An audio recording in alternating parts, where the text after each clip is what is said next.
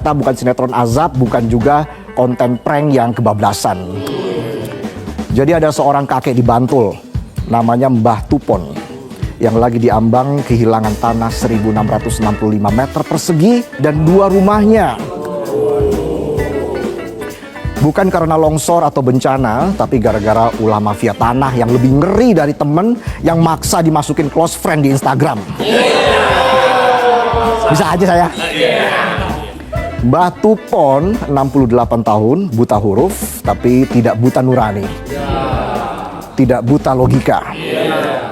Selama 32 tahun si Mbah ninggalin keringet dan air mata, tapi tiba-tiba ada orang datang so akrab bawa berkas minta tanda tangan. Katanya mau pecah sertifikat, pas udah ditanda tangan malah bikin pikiran Mbah Tupon yang pecah. Tanahnya dipindah nama, rumahnya disekolahin ke bank, dapat utang 1,5 miliar gara-gara diminta tanda tangan sama orang baru. Nah, hati-hati tuh ya penonton ya. Kalau kenal sama orang baru, bisa jadi dia cepu atau mau nipu. Mafia tanah itu beda kayak mafia-mafia di film action. Mereka nggak bawa senjata atau gerombolan anak buah. Cukup modal sedikit berkas, jas, dan gaya bicara soft spoken tanpa ngegas. Hati-hati kalau cari pasangan, kadang-kadang yang soft spoken suka neken. Manipulatif.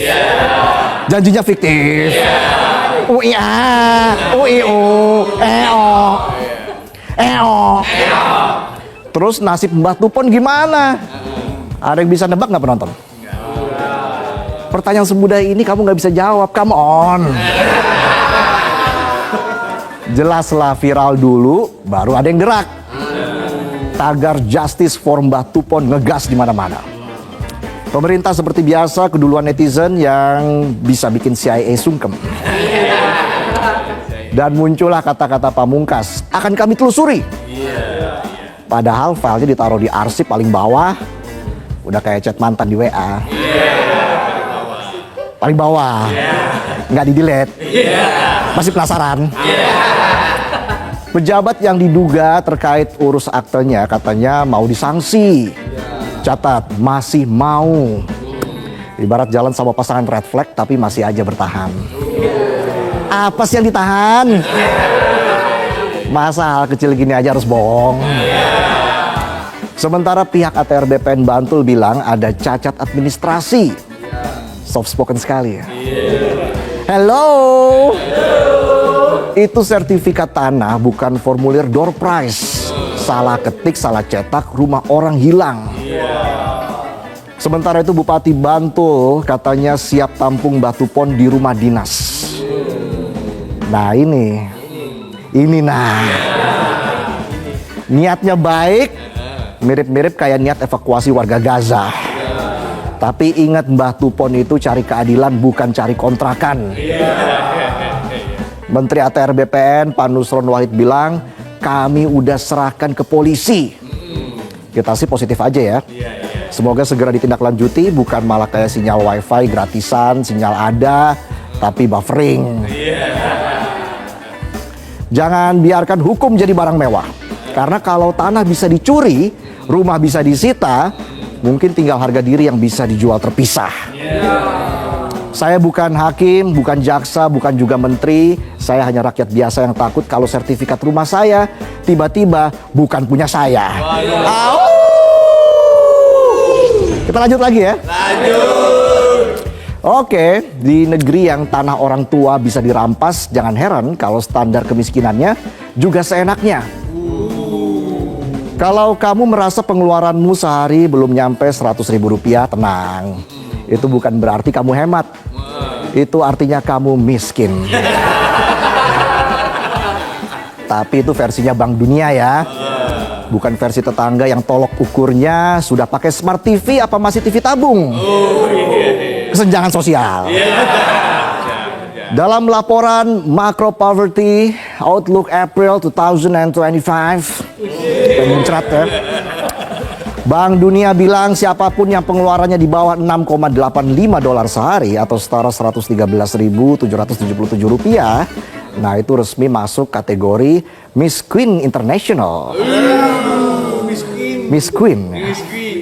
Jadi selamat untuk 60% warga Indonesia lulus sebagai warga dunia kelas miskin. Jadi kita pasrah aja kalau masih jomblo. Gue lagi gak mau nyari cewek dulu, biar cewek nyariin gue. Ats gak nih? Put. Tapi BPS gak mau kalah. Mereka bilang standar kita beda, bray. Menurut BPS, garis kemiskinan itu Rp595.000 per orang per bulan, atau sekitar Rp1.920 per orang per hari. Jelas itu bukan sekedar angka, tapi itu doa agar kuat hidup di Indonesia. 20.000 perak per orang per hari jadi standar minimum pengeluaran agar seseorang bisa memenuhi kebutuhan pokok paling dasar. Come on, sarapan makan nasi plus tahu dan minum es teh udah habis tuh Rp15.000. Sisanya buat sedekah ke diri sendiri biar kuat mental. Minumnya air galon tetangga yang nggak dikunci. Bahkan di tongkrongan aja di kota besar ya, jajan 20.000 tuh cuma dapat es teh jumbo plus gorengan 5 biji. Kenyang kagak kembung. Jangan sedih kawan, itu udah standar paling dasar survival mode. Yang penting perut keisi, gizi urusan nanti. Kalau kenyang aja bisa, ngapain sehat? Bisa aja saya. Tapi ya wajar sih, negara kadang kayak cowok yang PDKT kelihatannya care, ngerti, humble. Padahal bisa jadi lagi ngajarin diri sendiri cara pura-pura bahagia pakai angka. Jadi selamat buat kita semua. Kalau pengeluaran kalian belum nyampai Rp113.000 per hari, Bank Dunia menyarankan kalian berhak ikut antrian subsidi, bansos, dan drama kehidupan.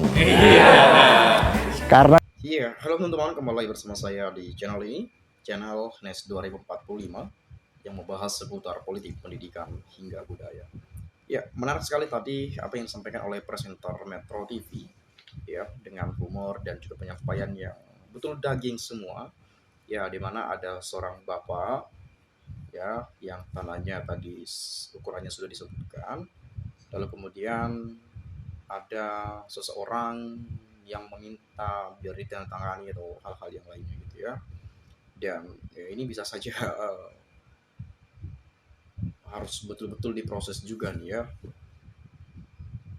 Dan katanya disekolahkan ke bank gitu ya. Ya sertifikat tadi lah mungkin seperti itu ya.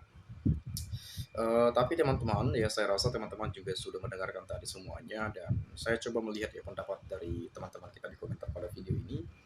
Dan sebetulnya di sini adalah bagaimana keadilan itu ditegakkan seadil-adilnya tanpa pandang bulu, ya. Misalnya di sini ada dari Rama Osilo. Kalau pejabat peradilan dinaikkan gajinya 1.000 triliun juga kagak bakalan negeri ini bersih kok. Namanya juga manusia, memang balik lagi dari tabiat dan paling penting lingkungannya.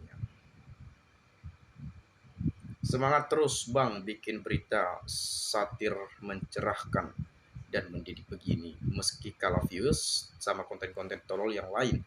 Semoga seluruh rakyat dalam pemerintah sadar. Bang, katanya presenternya disomasi, ini seriusan? Saya nggak tahu juga nih ya.